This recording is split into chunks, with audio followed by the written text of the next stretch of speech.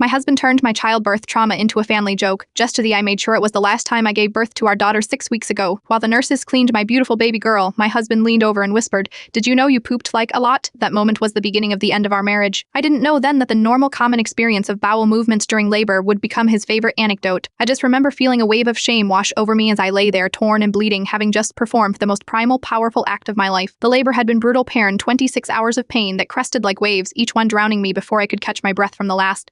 My mother had been with me until her blood pressure spiked, and the staff insisted she rest. So it was just me and Mark, his hand in mine as I pushed our daughter into the world. The medical team was completely professional. "This is perfectly normal," the midwife said, matter-of-factly wiping away evidence without comment. "Your body is doing exactly what it needs to do." But Mark couldn't let it go. It started with texts to his brothers while I was still in the recovery room, then comments to my sister when she visited. Each time I'd give him a look, and he'd say, "What? It's funny." When my milk came in and I struggled with breastfeeding, he nicknamed me Bessie the cow. When I couldn't make it to the bathroom fast enough after a feeding because of my stitches, he started leaving adult diapers on my pillow as a joke. Each night, I cried silently in the shower where he couldn't hear me. "You need to stop," I told him after he mentioned it to our pediatrician. "This isn't funny to me, come on," he replied, rolling his eyes. "It's just a joke." I tried to explain how vulnerable I felt, how my body had been turned inside out, how I needed his support, not his ridicule. He nodded, promised to stop, then 3 days later told his mother over FaceTime about the great poop incident of 2025. Yesterday was New Year's Eve. Mark's entire family gathered at his parents' house party, his first chance to see many of them since the baby was born. I was exhausted but pushed myself to go, wearing my first non-maternity outfit. Having carefully applied makeup to hide the dark circles under my eyes as I stood to use the bathroom, Mark announced to the room, "Better hurry before we have another delivery room situation. She's still getting used to controlling things down there, if you know what I mean." He actually winked at his brother. Something inside me shattered. In that moment, I saw my future years of being the punchline to his jokes. My daughter growing up watching her father diminish her mother's dignity, learning that love and humiliation go hand in hand. "When I was pushing your child out of my body," I said, my voice surprisingly steady, "I was also experiencing the most painful and vulnerable moment of my life. The fact that you've turned it into your favorite comedy routine tells everyone in this room exactly what kind of man you are." The silence was absolute. His mother's hand flew to her mouth. "A good man," I continued, gathering our baby from her carrier, "would have protected my dignity. A good partner would have honored what my body went through to bring his child into the world. But you've shown me who you are, and I was wrong to expect more." I took our daughter and walked out. His father followed me to the car, helped me secure the baby seat, and pressed his house key into my palm. "My condo in the city," he said quietly. "Stay as long as you need. I'll call Catherine." Catherine is his sister, a divorce attorney Mark has called 37 times since last night. His texts have evolved from angry, "You embarrassed me in front of everyone," to desperate, "Please come home, I am sorry." His mother called to tell me she raised him better than this. I am sitting in his father's condo now, watching my daughter sleep. I don't know if our marriage can recover. What I do know is that I will never again allow someone to make me feel ashamed of my body, especially the body that performed the miracle of creating my daughter. Some jokes aren't funny, some boundaries, once crossed, can't be uncrossed, and some moments of clarity are worth the pain they cause.